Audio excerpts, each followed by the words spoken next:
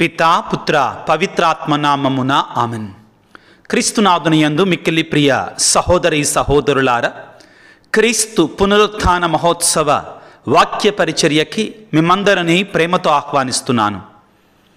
లూకా సువార్త 24వ అధ్యాయము 1 నుండి 6 వరకు పవిత్ర వచనములు. ఆదివారము వేకువజామున ఆ స్త్రీలు తాము సిద్ధపరచిన సుగంధ ద్రవ్యములను తీసుకొని సమాధి వద్దకు వచ్చిరి. సమాధి ద్వారము మూసి ఉన్న రాయి దొర్లింపబడి ఉండుట చూచరి. వారు సమాధిలోనికి వెళ్ళి చూడగా ప్రభువైన యేసు దేహము వారికి కనిపింపలేదు. వారికి ఏమీ తోచలేదు. అప్పుడు 2 పురుషులు ప్రకాశవంతమైన వస్త్రములను ధరించి వారి చెంత నిలిచి ఉండిరి. వారు భయపడి తలలు వంచి సాగిలపడగా ఆ పురుషులు వారితో, మీరు సజీవుడైన వానిని మృతులలో ఎలా వెదకుచున్నారు? ఆయన ఇక్కడ లేడు, లేచి ఉన్నాడు అని పలికెను.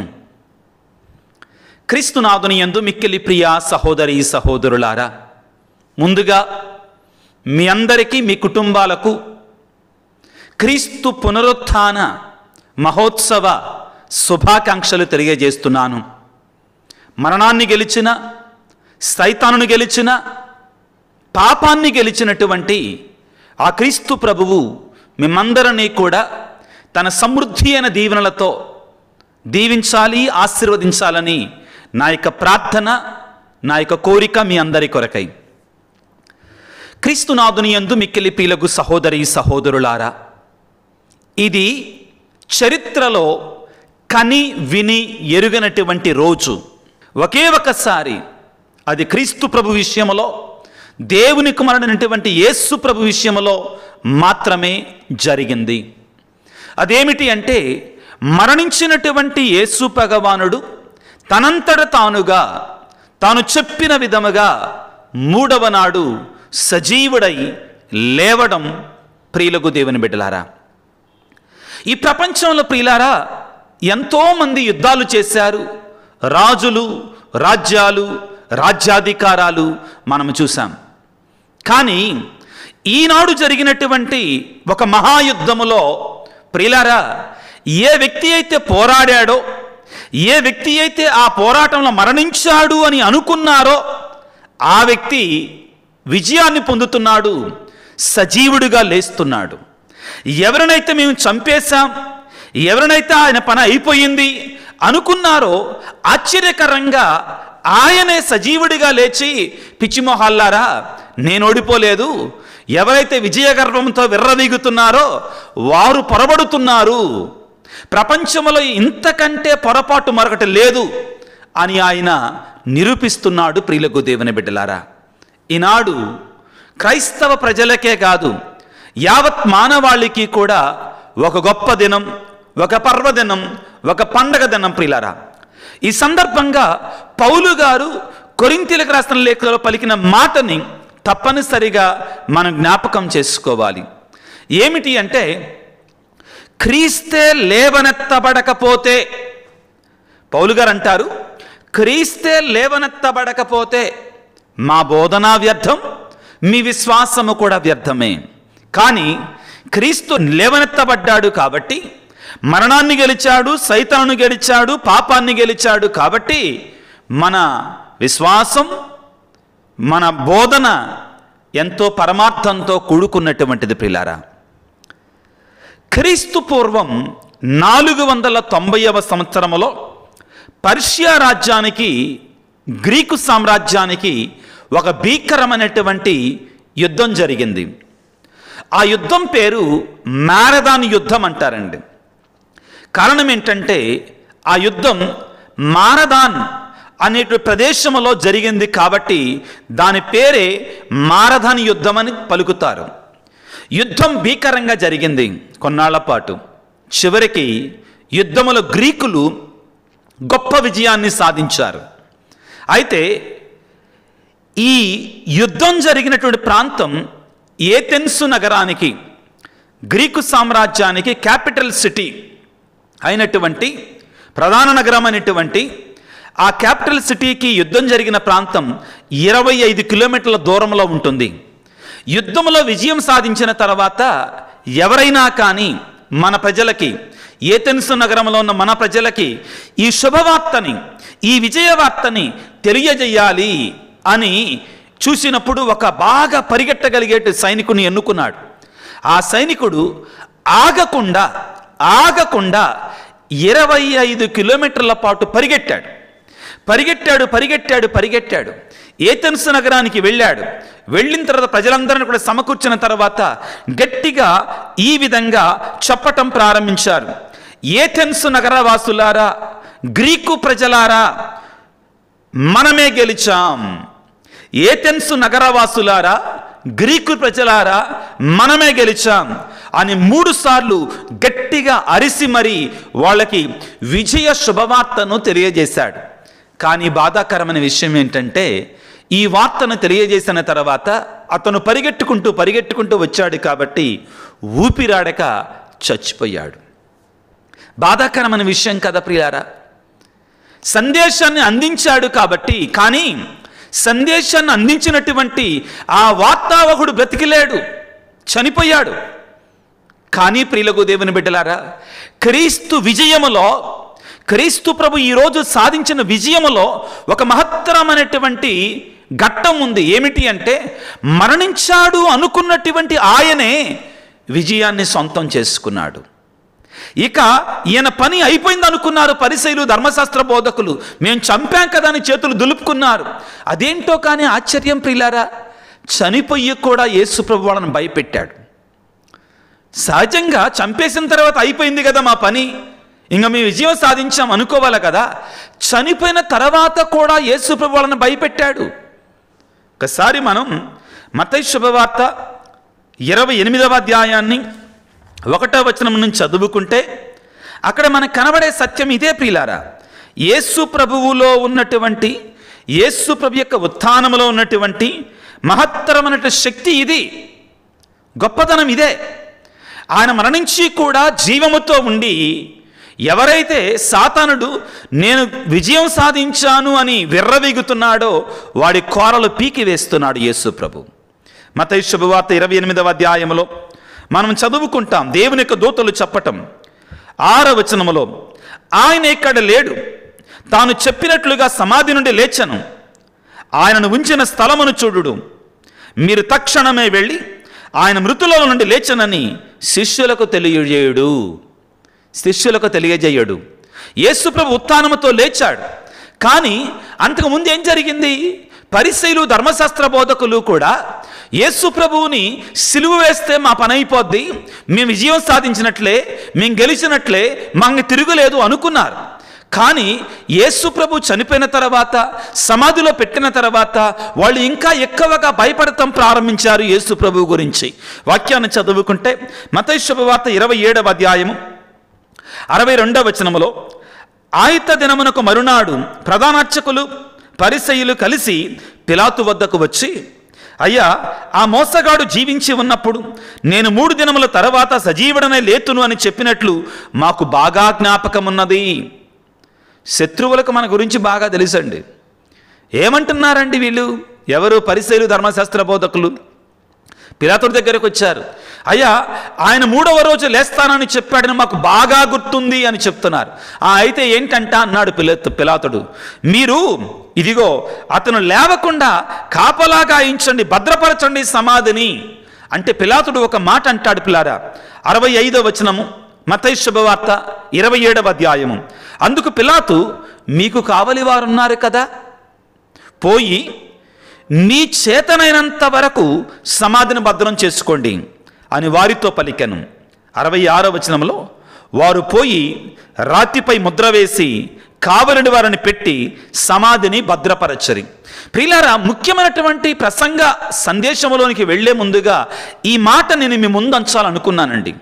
ఇది మనకి ఒక ఫౌండేషన్ లాగా పనిచేస్తుంది. ఈ ఉత్థాన దినాలన్నిటిలో కూడా ఈ సంఘటన ఏది? పరిసయ్యులు ధర్మశాస్త్ర బోధకులు పిలాతుని దగ్గరికి వెళ్ళి, మేము సమాధిని కాపలా కాసుకుంటాం, మీరు సమాధిని కాపలా కాయండి అని పలికిన మాటలు, ఆ తరువాత మీరే సమాధిని కాపలా కాసుకోండి అని ఈ యొక్క పిలాతుడు పలికిన మాట, ఆ తరువాత ఈ యొక్క పరిసయ్యులు ధర్మశాస్త్ర బోధకులు సైనికులను ఉంచి ఆ యొక్క సమాధిని కాపలా కాసినటువంటి సత్యం మనందరం మనసులో ఉంచుకోవాలి. ఇది ముఖ్యం ప్రియులారా. ఎందుకని అంటే యేసు ప్రభు ఉత్థానము కాలేదు అని నిరూపించడానికి కూడా ప్రయత్నం చేశారు పరిసయ్యులు ధర్మశాస్త్ర బోధకులు. కానీ అది కుదరదే. ఎందుకంటే వాళ్ళు కాపలా పెట్టారు కదా, కాపలా వద్దాలను పెట్టారు కదా. ఎస్, దీన్ని మనం గుర్తుంచుకోవాలి. ఇది చాలా ముఖ్యమైనటువంటిది. యేసు ప్రభును చంపితే మేము విజయం సాధించినట్టు అనుకున్నారు ప్రజల చేత. వాళ్ళు ఏమని చెప్పించారు? ఆయనను సిలువ వేయండి, సిలువ వేయండి, సిలువ వేయండి అని అరిపించారు. సరే, సిలువ వేశారు. పిలాతునికి ఎక్కడో కానీ ఇతను నీతిమంతుడు, ఇతనిలో ఏం తప్పు లేదు, ఈయన నిరాపరాధి అనేటువంటిది కొట్టొచ్చినట్టు కనపడుతుంది. కానీ ఆయన దేవుని కంటే ఎక్కువగా తన యొక్క అక్కడున్న ప్రజలకి ఎక్కువ భయపడ్డాడు. ఇది దురదృష్టం పిలాతుని గురించి. తన భార్య చెప్పిన మాట వలన కావచ్చుగాక, తన ఆత్మసాక్షి వలన కావచ్చుగాక, ఆయనకి శిక్ష విధించే ముందే ఇతను నీతిమంతుడు, ఇతను నిరపరాధి, ఇతని యొక్క రక్తంలో నాకు సంబంధం లేదని చేతులు కడుక్కున్నాడు. కానీ అతను లోకానికి లొంగిపోయాడు. ఇప్పుడు వాళ్ళు వచ్చి అడుగుతుంటే సమాధికి కాపలా పెట్టండి అంటే, మీరే కాపలా పెట్టుకోండి మీకు చేతనైనంత వరకు అన్నాడు. ప్రియులారా, ఈనాటి వాక్యాన్ని నిదానంగా ధ్యానించుకోవడానికి ప్రయత్నం చేద్దాం. ప్రియులకు దేవుని బిడ్డలారా, ఇదిగో యేసు ప్రభువు మరణించాడు, సమాధి చేయబడ్డారు. ఆ తర్వాత మూడవ నాడు జరుగుతున్నటువంటి సంఘటనని మనం ఇప్పుడు ధ్యానం చేసుకుంటున్నాం. లూకా సువార్త 24వ అధ్యాయం 1వ వచనము. ఆదివారము వేకువజామున ఆ స్త్రీలు తాము సిద్ధపరిచిన సుగంధ ద్రవ్యములు తీసుకొని సమాధి వద్దకు వచ్చారు. ఈ మాటను జాగ్రత్తగా ఆలకించండి పిల్లారా. ఎందుకు వచ్చారు వారు? ఏ విధంగా వచ్చారు వారు సమాధి దగ్గరికి? స్త్రీలు సుగంధ ద్రవ్యాలు తీసుకొని వచ్చారు. దేనికి సుగంధ ద్రవ్యాలు? ఇశ్రాయేలు ప్రజల యొక్క సంప్రదాయం ప్రకారం, వారి యొక్క ఆచారం ప్రకారం మరణించినటువంటి గొప్ప గొప్ప వారిని సుగంధ ద్రవ్యాలతో ఎంబామింగ్ చేస్తారంటే, ఆ శరీరానికి ఆ అత్తరులు పూస్తారు. కాబట్టి ఈ స్త్రీలు యేసుప్రభు యొక్క భౌతిక దేహానికి, యేసుప్రభు యొక్క భౌతిక శరీరానికి, మన భాషలో చెప్పాలంటే యేసుప్రభు యొక్క చచ్చిపోయిన శవానికి, ఈ మాట యొక్క ఎందుకు ఈ పదాన్ని వాడుతున్నారు మీరు అర్థం చేసుకుంటారు తర్వాత. యేసుప్రభు యొక్క చచ్చిపోయిన శవానికి వారు అత్తరులు పుయ్యడానికి వచ్చారు, సుగంధ ద్రవ్యాలు పుయ్యడానికి వచ్చారు. సజీవుడైన దేవుని కొరకే రాలా వాళ్ళు, చనిపోయినటువంటి యేసు ప్రభువును చూడటానికి మాత్రమే వచ్చారు వారు. పిల్లారా, వాక్యాన్ని చదువుకుందాం. లూకా సువార్త 24వ అధ్యాయం 1వ వచనం. ఆదివారం వేకువజామున ఆ స్త్రీలు తాము సిద్ధపరిచిన సుగంధ ద్రవ్యమును తీసుకొని సమాధి వద్దకు వచ్చరి. సమాధి ద్వారము మూసి ఉన్న రాయి దొర్లించబడి ఉండుట వారు చూచిరి.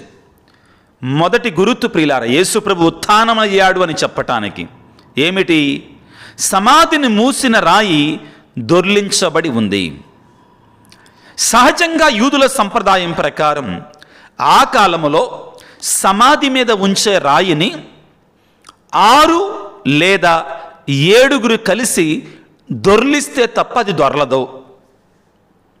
అవును, కానీ ఇక్కడ రాయి తనంతట తానుగా దొర్లించబడి ఉంది. ఇది ఏమని చెప్తుంది ప్రియులారా మనందరికీ కూడా? ఇప్పటి వరకు కూడా మానవాళిని బంధించి ఉంచినటువంటి మరణమనే రాయిని, ఇప్పటి వరకు కూడా మానవాళిని కబంధ హస్తాలలో ఉంచుకున్న సాతాను రాయి, అదే మరణపు రాయి, మన మీద ఉంచబడిన రాయిని దేవుడు ఈ రోజున తొలగిస్తూ ఉన్నాడు, తీసివేస్తున్నాడు, దొర్లిస్తూ ఉన్నాడు. ప్రియ దేవుని బిడ్డ, నీ జీవితంలో నీ మీద ఎటువంటి రాళ్ళు కప్పబడి ఉన్నాయి? నీ జీవితంలో నువ్వు లేవకుండా నిన్ను ఎటువంటి రాళ్ళు బంధించి ఉంచుతున్నాయి? ఎటువంటి రాళ్ళు నిన్ను తొక్కి పెడుతూ ఉన్నాయి? ఈ రోజున యేసయ్య నీకు నాకు కూడా ఒక ధైర్యాన్ని ఇస్తున్నాడు.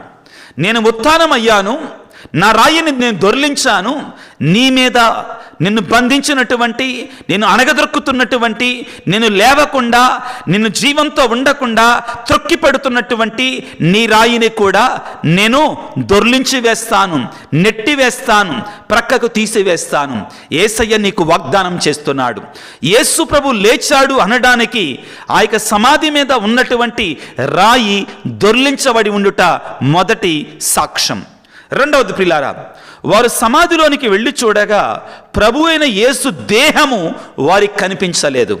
ప్రియులారా, యేసయ్య శరీరం అక్కడ లేదు, యేసు ప్రభు యొక్క శరీరం అక్కడ లేదు. ప్రియులారా, చచ్చినటువంటి వాడు సహజంగా తనంతట తానుగా నడిచి వెళ్ళలేడు. కానీ యేసు ప్రభు చనిపోలా, ఆయన జీవంతో ఉన్నాడు. ఆయన చనిపోయిన శరీరము కాదు, ఆయన సజీవుడిగా లేచాడు. ఆయన యొక్క దేహము, ఆయన యొక్క శరీరము అక్కడ లేదు, ఖాళీ సమాధిగా ఉన్నది. సమాధి ఖాళీగా ఉంది. రెండవ సాక్ష్యం ప్రియులకు దేవుని బిడ్డలారా, యూదులు ఇక్కడ ఎలా ఖాళీగా ఉంది? యేసు ప్రభు యొక్క దేహం ఎలాగా పోయి ఉంటుంది? యూదుల ప్రకారం చూస్తే ఒకటి వాళ్ళు దొంగిలించాలి యూదులు, లేకపోతే శిష్యులు దొంగిలించాలి. యూదులు దొంగిలించారు, ఎందుకంటే అక్కడ శరీరం లేకపోతే వాళ్ళు ఖచ్చితంగా వాళ్ళే తప్పుటోళ్ళు అవుతారు. యేసు ప్రభు ఉత్థానమయ్యారని చెప్తారు. కాబట్టి యూదులు వాళ్ళు అంతం చూడాలనుకున్నారు. కాబట్టి యూదులు ప్రభు యొక్క శరీరాన్ని తీసుకొని వెళ్ళారు.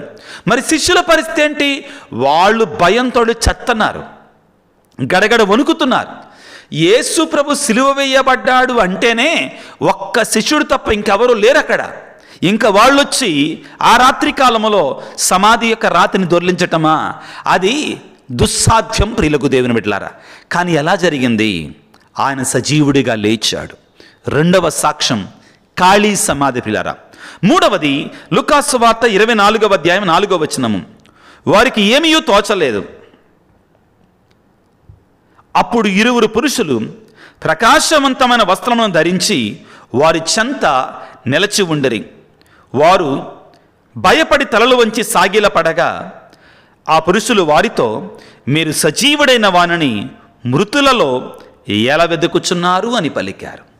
ప్రియులారా, మూడవ సాక్ష్యం ఏమిటి అంటే, ఇరువురు పురుషులు అంటే వాళ్ళు దేవదూతలు.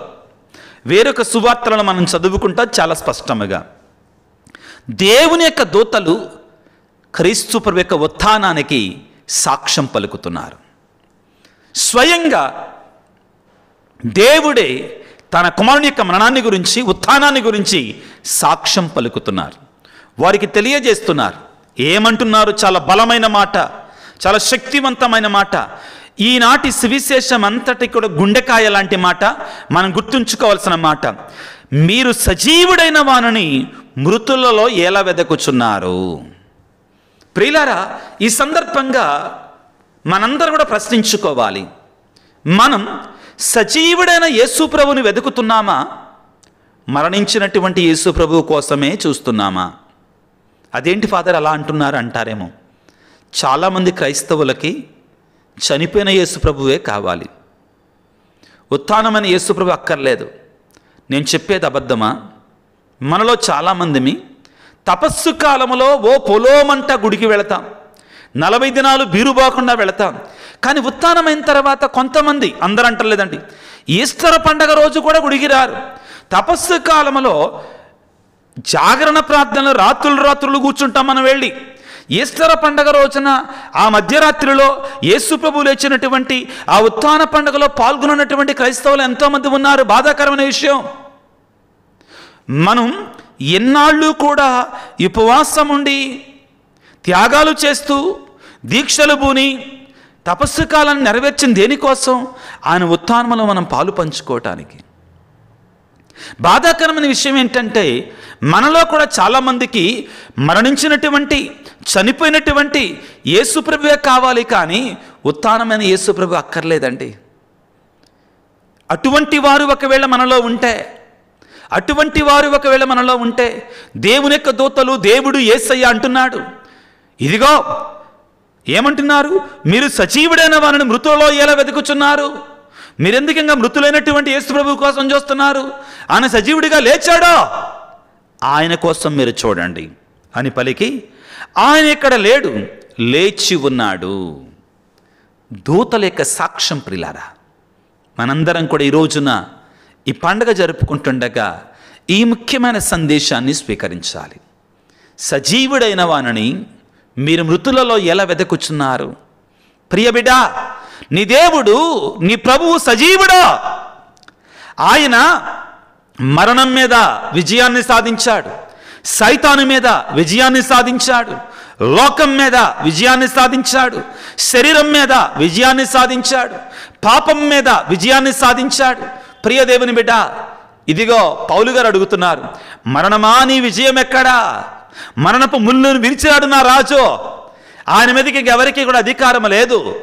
ఆయన రాజులకు రాజు, ప్రభువులకు ప్రభువుగా ఉండబోతున్నాడు. ప్రియులకు దేవుని బిడ్డలారా, ఇప్పుడు మన బాధ్యత ఏంటి? చివరిగా మన బాధ్యతని మనం జ్ఞాపకం చేసుకోవాలి. ఏమిటి అంటే ప్రియులారా, ఇదిగో లూకాసు వార్త 24వ అధ్యాయము, లూకాసు వార్త 24వ అధ్యాయం ప్రియులారా 8వ వచనములో, యేసు పలుకులు వారికప్పుడు జ్ఞాపకము వచ్చెను.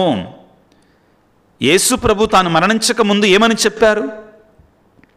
మనుష్య కుమారుడు పాపుల చేతికి అప్పగింపబడి సిలువ వేయబడి 3వ దినమున సజీవుడై లేవవలనని మీతో చెప్పాను కదా, మీతో చెప్పాడు కదా అని పలికి, ఆయన గలిలయలో ఉన్నప్పుడు మీతో చెప్పిన మాటలను మీరు జ్ఞాపకం చేసుకోండి. ప్రభు చెప్పాడు కదా మరలా, నేను 3వ నాడు సజీవుడని లేస్తానని చెప్పాడు కదా, ఆ మాటలు జ్ఞాపకం చేసుకోండి మీరు అని పలికినప్పుడు యేసు పలుకులు అప్పుడు వారికి జ్ఞాపకం వచ్చాను. అప్పుడు పరిగెడుతున్నారు పిల్లారా స్త్రీలు. వారిలో కాస్తో కూస్తో ధైర్యం వచ్చింది. ఇప్పుడు యేసయ్య సజీవుడిగా లేచాడు. పరిగెడుతున్నారు. పరిగెట్టి శిష్యుల దగ్గరికి వెళ్ళి చెప్పారు, అయ్యా యేసు ప్రభు సజీవుడిగా లేచాడు, ఆయన శరీరం అక్కడ లేదు అనని వారు ప్రియులారా శిష్యులకు చెప్పటం జరిగింది. ప్రభునందు ప్రియులకు దేవుని బిడ్డలారా, చివర మరొక మాట ఉంది. ఏమిటి అంటే, వారు చెప్పిన మాటలు కూడా శిష్యులు నమ్మలేదు. కారణం ఏంటంటే, ఇది సాధ్యం ప్రియులారా. వారు భయములో ఉన్నారు, కంగారులో ఉన్నారు, టెన్షన్లో ఉన్నారు, నమ్మలేకపోయారు వాళ్ళు. కారణం ఇదే. ఆ భయంలో ఉన్నటువంటి వారికి ఆ ప్రభువు చెప్పిన మాటలు వాళ్ళ జ్ఞాపకం రాలా. నీవు నేను కూడా 2000 సంవత్సరాల తర్వాత ఉన్నట్టు మనందరము కూడా ఈ ప్రభు యొక్క ఉత్థాన మహోత్సవాన్ని కొనియాడుకుంటుండగా ఆయన సజీవుడని, ఆయన మనతో ఉన్నాడని, ఇంకా సజీవుడిగా మనతో ఉన్నాడని బలముగా విశ్వసించగలగాలి. ఇదిగో ప్రియులారా, 3 ముఖ్యమైన సందేశాలను మనం స్వీకరించుదాం ఈ రోజున. ఏమిటి అంటే, ఆయన చెప్పినట్లుగా తిరిగి సజీవుడై లేచాడు. ఈ వాక్యాన్ని మనం 24వ అధ్యాయం లూకాసు వార్త 7వ వచనంలో చదువుకుంటాం. మత్తయి శుభవార్త 28వ అధ్యాయం 6వ వచనంలో కూడా చదువుకుంటాం. తాను చెప్పినట్లుగా తాను తిరిగి లేచాడు. యేసయ్య సజీవుడిగా లేచాడు. రెండవది ప్రియులారా, మీరు వెళ్ళి ఆయన సజీవుడే లేచాడని ప్రకటించండి. లూకాసు వార్త 24వ అధ్యాయం 9వ వచనంలో, వారు సమాధి నుండి తిరిగి వచ్చి 11 మంది శిష్యులకు తదితరులకు ఈ విషయములని తెలియజేస్తారు, ప్రకటించారు వాళ్ళు. అదేవిధంగా మత్తయి శుభవార్త 28వ అధ్యాయం 7వ వచనంలో, మీరు వెంటనే వెళ్ళి ఈ సత్యాన్ని ప్రకటించండి. ప్రియులారా, యేసయ్య సజీవుడే లేచాడు. మన బాధ్యత ఏంటి?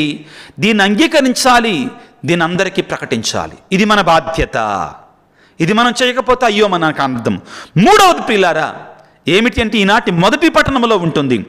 రోమాపత్రిక 6వ అధ్యాయం 5వ వచనంలో ఏమిటి అంటే, మీరు విశ్వాసముతో ఆయనతో మరణించినట్లయితే ఆయనతో సజీవులై లేస్తారు.